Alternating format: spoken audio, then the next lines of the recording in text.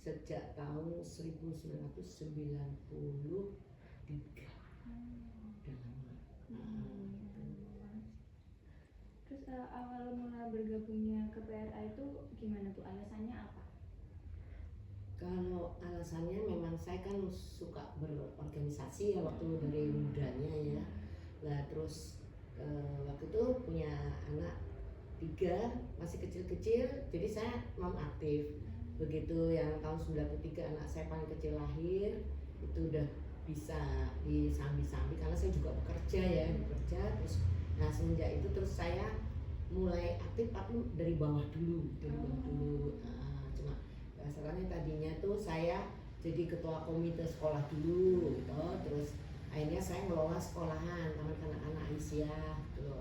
Nah di situ terus akhirnya berkembang terus sampai hari ini. Saya bahkan jadi di daerah, di kota itu saya jadi ketua majelis Adjustment-nya sekota Jogja. Jadi yang di bawah saya itu ada 74 taman kanak-kanak dan sekitar 50 kelompok bermain.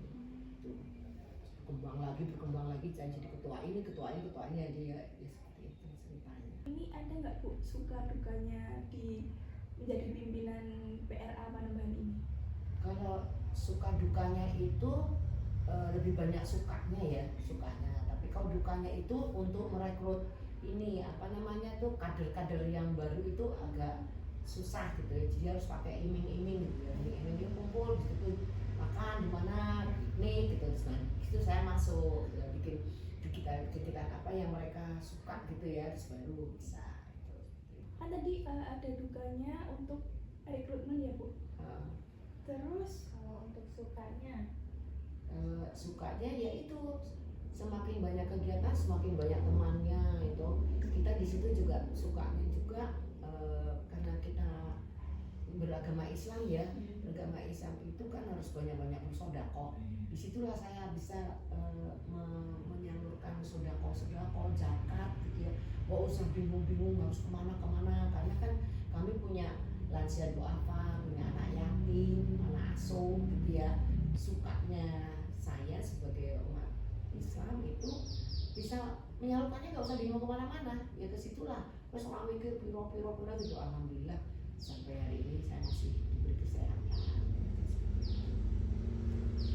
Kalau untuk dakwah di organisasi Muhammadiyah Asia itu kan berdasarkan akar hubungan Ibu. Ya. Nah untuk Ibu sendiri menjalankan dakwah tersebut itu bagaimana pengimplementasiannya?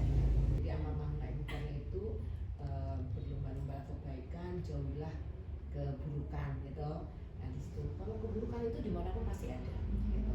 Tapi kita lebih banyak ke kebaikannya. Kalau keburukannya itu karena orang-orang syirik yang tidak pernah mau keluar, tidak pernah mau bersedekah, jadi dia hanya bersembunyi aja di dalam rumah. Ini ngopo itu ya opo. Melu kayak ngono ki arek akhirnya duitnya hilang. Tidak ketok duit. Dia nggak paham di sini bahwa kita tuh bersedekah itu bukan cuma uang aja, tapi juga tenaga, pikiran dan lain sebagainya seperti itu. Itulah yang kita maksud tadi amal ma'ruf. Ada nggak Bu nasihat buat kami untuk para mahasiswa Unisa? Ya, kalau untuk nasihat itu, nasihatnya zamannya saya sekarang ini dengan nasihatnya zaman now kan beda. Tapi paling tidak mbaknya bisa mengeterapkan lama ke baru dengan cara yang baru. Makanya carilah teman yang satu visi, satu misi, satu iman gitu ya. Jadi kadang-kadang satu iman pun itu juga nggak bisa satu visi satu misinya gitu. Jadi ada yang suka selalu memberi ke temannya, ada juga yang awal, ada juga yang entengan dan lain sebagainya. Dan yang paling pokok di sini kejujuran itu di atas segala-galanya. Kalau kita ya jadi wanita yang apa adanya, orang usah dibuat-buat, orang usah ditutup-tutup ya. Gue kan orang kawin lagi ya kayak ya seperti ini. Jadi saya yakin ya mbak-mbaknya insya Allah dari keluarga yang santun, Mbak Rismi juga santun. Itu nilai yang tidak bisa dihitung dengan uang kayak gitu. Daripada kamu musuhnya banyak orang, boleh kerudung ini, bikinnya ketok segala macam. Nah, ya seperti ini nah, berpakaian seperti ini tuh justru jadi lirikan laki-laki gitu loh.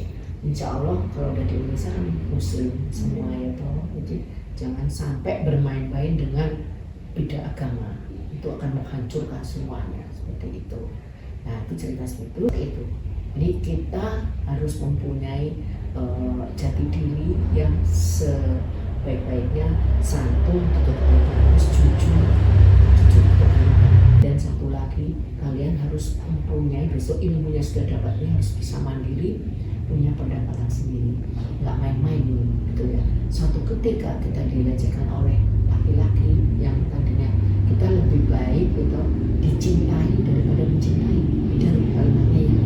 Kalau kita mencintai kita bucin banget sama laki-laki itu, tapi kita balik, kita harus dicintai, jadi orang itu mau bersama sama kita seperti itu. Jadi hati-hati dengan ini kehidupan sekarang, merasa iming-iming, merasa tergiur.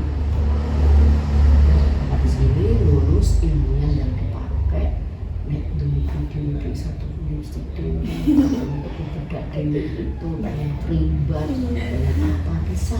Misalnya di sini semua bisa ngaji dah.